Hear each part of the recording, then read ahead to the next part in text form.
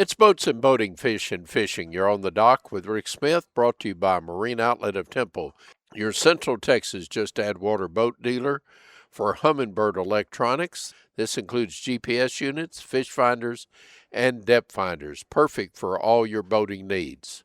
Our guest today is Bob Maindelle of Holding the Line Guide Service, a local guide who is well known for his white bass fishing.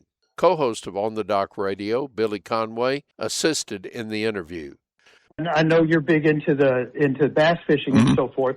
One of the things, and I've tried to train up our local marine dealerships on this, Tight Lines and Texas Boat World, and y'all have all had me come in to speak to your customers and your staff and your installers and stuff. To your credit, two of the things that I see routinely, one on bass boats, performance bass boats especially, are these aftermarket products called transducer savers. A lot of times these things are a very rigid bracket that allows a transducer to be attached to a jack plate, the bottom of a jack plate.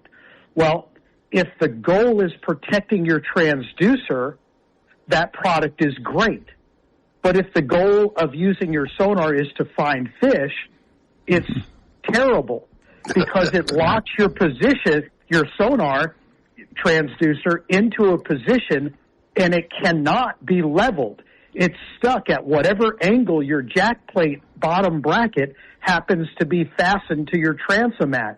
So that's truly letting the tail wag the dog in that case.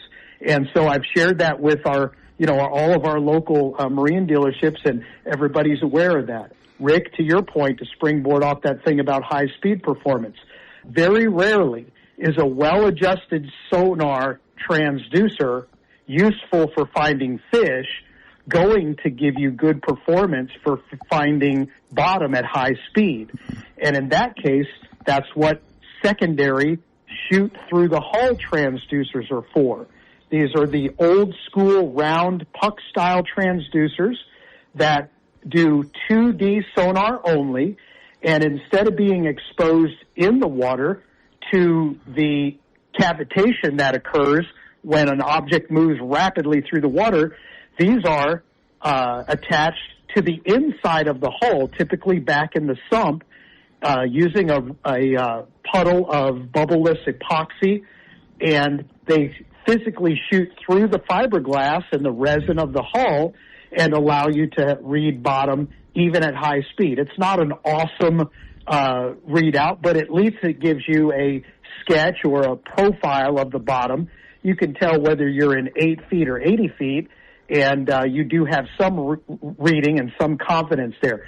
So, these things you mentioned, there's workarounds for all of them, but by and large, the first-time boat owner is just clueless to these things. And so I see that all the time in the folks that I train with. So, just to add a little fuel to the fire there. Well, Bob, do you have any openings for the rest of the summer to take someone out on the lakes? I do. My first opening is on Tuesday. That is July 28th. And the calendar is actually pretty open from that point right up until the public school in this area starts, which will be right around the 17th of August. For KISD. And I'm not sure about the other local districts, but everybody typically starts around that same time. So, and with the dam shut down and us going into the typically hot, dry period, I don't envision that we'll see any big influx of water. But of course, who would have thought Kerrville about washed away this very weekend last year? So we never know. But conditions are pretty good right now, and with stability in the weather, high pressure system dome sitting right up over Texas, we ought to be in good shape for days to come anyway. So good. How will they contact you, Bob, if someone wants more information? Sure. Best way to get a hold of me is just simply call me by phone or text. One number does both. That's 254-368-7411. Again, 254-368-7411. My website is www.fishsentex.com. or www.holdingthelineguideservice.com.